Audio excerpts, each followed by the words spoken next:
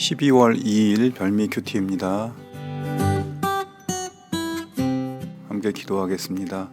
하나님 아버지, 오늘도 주님의 말씀 앞에 서 있는 저희들에게 합당하고 또 은혜로운 말씀으로 채워 주시옵소서. 예수님의 이름으로 기도합니다. 아멘. 오늘의 말씀은 느헤미야 11장 1절에서 12절 말씀입니다. 느헤미야 11장 1절에서 12절 말씀을 봉독하겠습니다.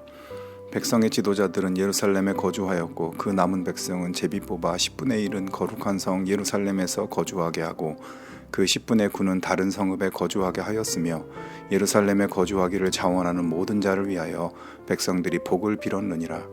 이스라엘과 제사장들과 레위 사람들과 느디님 사람들과 솔로몬의 신하들의 자손은 유다 여러 성읍에서 각각 자기 성읍 자기 기업에 거주하였느니라. 예루살렘에 거주한 그 지방의 지도자들은 이러하니 예루살렘에 거주한 자는 유다 자손과 베냐민 자손 몇 명이라. 유다 자손 중에는 베레스 자손 아다야이니 그는 우시아의 아들이요 스가랴의 손자요 아마랴의 증손이요 스바디아의 현손이요 마할랄렐의 오대손이며 또 마아세야니 그는 바룩의 아들이요 골호세의 손자요 하사야의 증손이요 아다야의 현손이요 요야립의 오대손이요 스가랴의 6대손이요 실로 사람의 7대손이라. 예루살렘에 거주한 베레스 자손은 모두 468명이니 다 용사였느니라. 베냐민 자손은 살루이니 그는 무슬람의 아들이요 요엣의 손자요 부다야의 증손이요 골라야의 헌손이요 마아세야의 5대손이요 이디엘의 6대손이요 여사야의 7대손이며 그 다음은 갑배와 살레 등이니 모두 928명이라. 스그리의 아들 요엘이 그들의 감독이 되었고 하스누아의 아들 유다는 버금이 되어 성읍을 다스렸느니라. 제사장 중에는 요야립의 아들 여다야와 야긴이며 또 하나님의 전을 맡은 자 스라야이니 그는 힐기야의 아들이요 무슬람의 손자요 사독의 증손이요 무라요스의 현손이요 아히두베의 5대손이며 또 전에서 일하는 그들의 형제니 모두 822명이요 또 아다야이니 그는 여로함의 아들이요 블라야의 손자요 암시의 증손이요 스가랴의 현손이요 바스훌의 5대손이며 말기야의 6대손이며 아멘.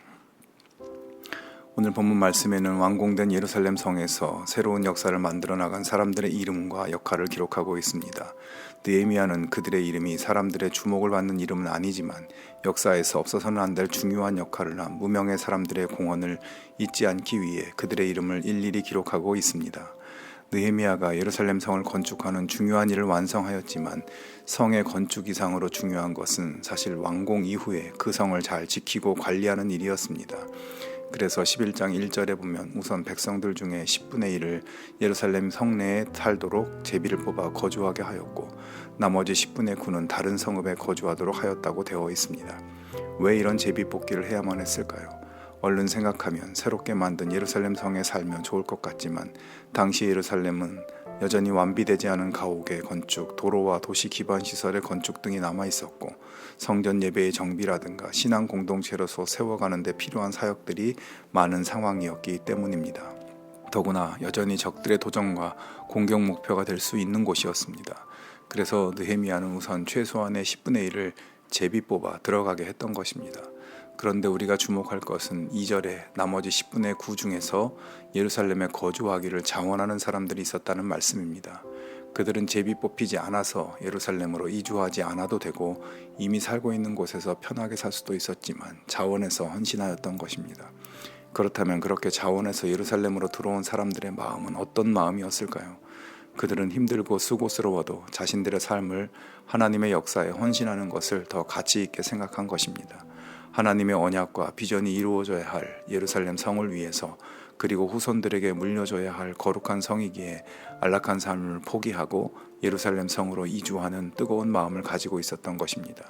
느헤미야는 이렇게 하나님의 일을 위해서 자원하는 자들, 안락함과 기득권을 포기하고 무너진 조국을 위해 자기 삶을 던지는 이들이야말로 진정 복된 사람들이라 여기고 모든 백성들과 함께 그들을 위하여 복을 빌었습니다. 그리고 그들의 자원과 헌신을 격려하기 위해 3절 이하에서 그들의 이름을 꼼꼼하게 기록하고 있습니다. 하나님 나라를 위해 헌신했던 하나님 백성들이 잊혀지지 않고 다가오는 시대 속에도 자원하는 헌신의 가치를 중요하게 드러내고 있는 것입니다. 여러분, 이스라엘 민족 공동체의 재건이라는 위대한 하나님의 역사를 위해 헌신한 사람들만이 하나님 역사의 주인공이 될 수 있었습니다. 여러분, 우리의 이름이 세상에서 유명하고 세상의 역사책에 기록될지라도 하나님의 역사책에 기록되지 않으면 무슨 의미가 있겠습니까? 자신만을 위해 편안하고 안락한 삶을 추구하며 적당히 신앙생활, 교회생활하며 살아가는 것이 아니라 하나님 나라와 공동체와 민족을 위해 자원하는 결단과 헌신으로 살아가는 우리 모두가 되기를 바랍니다.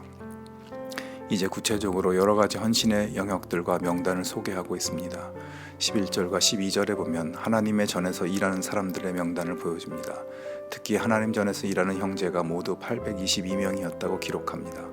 예루살렘 성내에 할 일이 많았겠지만 사람들은 무엇보다 성전을 섬기는 사역을 소중히 여기고 800명이 넘는 사람들이 자원하여 봉사의 자리로 나온 것입니다. 오늘 본문의 이스라엘 백성들은 민족 재건의 가장 중요하고 우선적인 사역은 예배 사역이고 이 사역에 헌신하고자 했습니다. 그것이 살 길이라고 생각한 것입니다.